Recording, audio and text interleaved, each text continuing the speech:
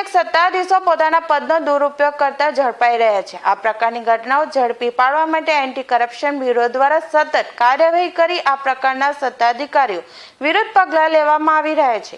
એવામાં સુરતમાંથી રાજ્ય વેરા વિભાગનો લાંચિયો અધિકારી ઝડપાયો છે। મળતી માહિતી મુજબ વેપાર ટેક્સના રિફંડ મેળવવા બદલ રાજ્ય વેરા વિભાગના અધિકારી વેપારી પાસેથી 15,000ની લાંચ માંગી હતી અને ફરિયાદી લાંચ આપવા માંગતા ન હોવાથી એક જાગૃત નાગરિક તરીકે તેમણે એસીબીનો સંપર્ક કર્યો હતો, જ્યાં એસીબીએ છટકું ગોઠવીને 15,000ની લાંચ લેતા અધિકારીને ઝડપી પાડ્યો હતો। લાંચ લેવાના મામલે એસીબી નિલેશભાઈ બચુભાઈ પટેલની ધરપકડ કરી વધુ તપાસ હાથ ધરી છે। જી સર, આરોપી પકડાયો શું છે? એસીબીની એક જાગૃત નાગરિકની ફરિયાદ મળેલી।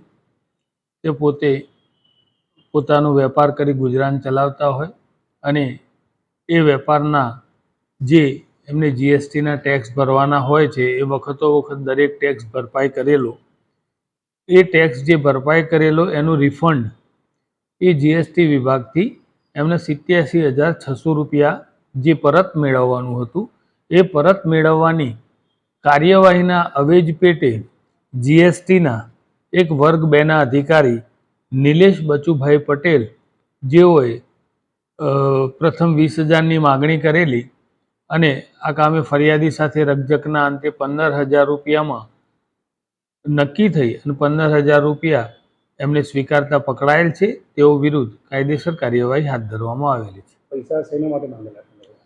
પૈસા જે જીએસટીનું રિફંડ હતું ફરિયાદીનું 87,600 એ પરત મેળવવા માટેની જે કાર્યવાહી કરવાની એના આવેજ પેટે માંગેલા।